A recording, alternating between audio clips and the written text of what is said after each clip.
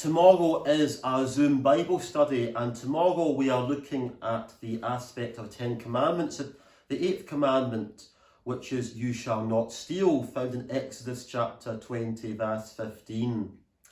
And it's one of the commandments that people can very readily recall, even though it's the eighth commandment.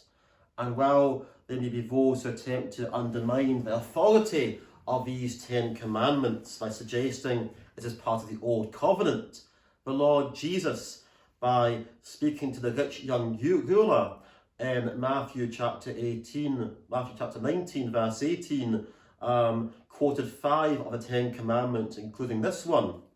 And the Ten Commandments, therefore, are part of God's moral law, and unlike the ceremonial and sacrificial laws of the Old Testament, which are given to Israel, these moral laws apply to people of all ages. Sometimes people say, Christians have got very bizarre rules, you don't follow them all. Whereas Christians don't follow the sacrificial and ceremonial laws, we follow the moral law of the Old Testament.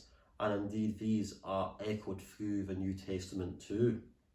But what is stealing? Stealing is defined as taking another person's property without his or her permission.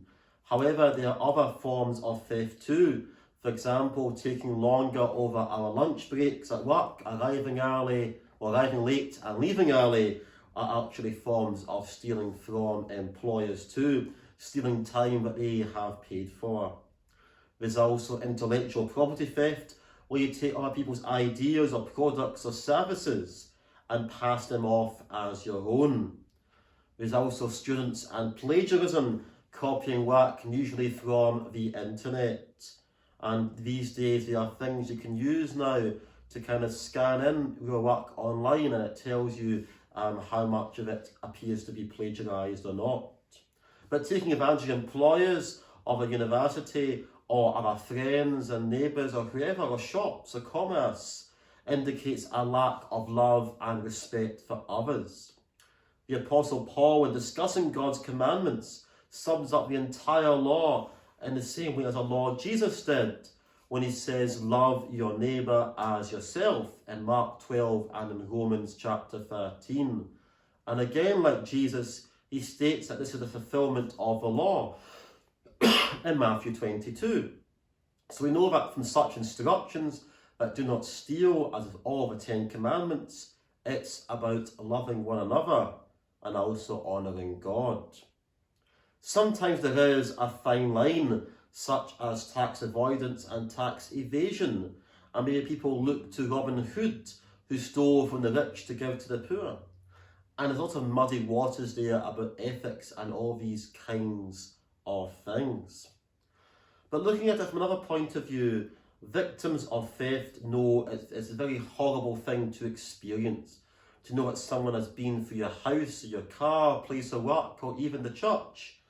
And it is really upsetting to know that, and it makes us feel vulnerable and unsafe.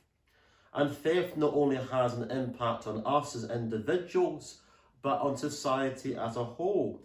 Theft upsets the stability in society, and it results in fear and security and a desire for revenge. And sometimes you see how detrimental it is, particularly in more deprived communities, where people are often having repercussions via other revenge actions being taken. But we know that God's laws are not only just moral and spiritual, they are definitely practical as well. As Christians, if we are Christians today, we have received tremendous physical and spiritual gifts from God, and our attitude should be a desire to give back to him all that we have. When we withhold the things that are rightly his, our time, our talents, our possessions and our finances, and indeed our very lives and attitudes, we are in effect stealing from him. The prophet Malachi put it this way when addressing the Israelites: will a man rob God? Yet you rob me. But you ask, how do we rob you? In tithes and offerings you are under a curse, the whole nation of you, because you're robbing me. Bring the whole tithe into the storehouse, that there may be food in my house. Test me in this, says the Lord Almighty, and see if I will not throw open the floodgates of heaven and pour out so much blessing that you'll have not enough room for it. That's Malachi chapter 3, verses 8 to 10. One day we will be judged by God and expected to give an account of what we did with the gifts that God so generously gave to us. We find the idea of judgment in Romans 14, 2 Corinthians 5, and Hebrews chapter 4.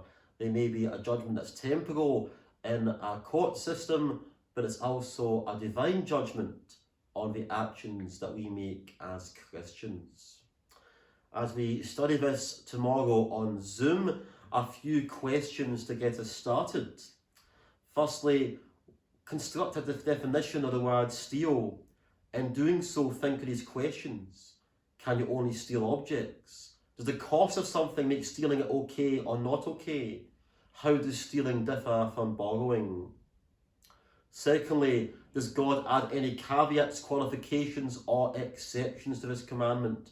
Why is it important? Thirdly, have you had anything stolen from you? If so, what was your emotional reaction? How did it make you feel?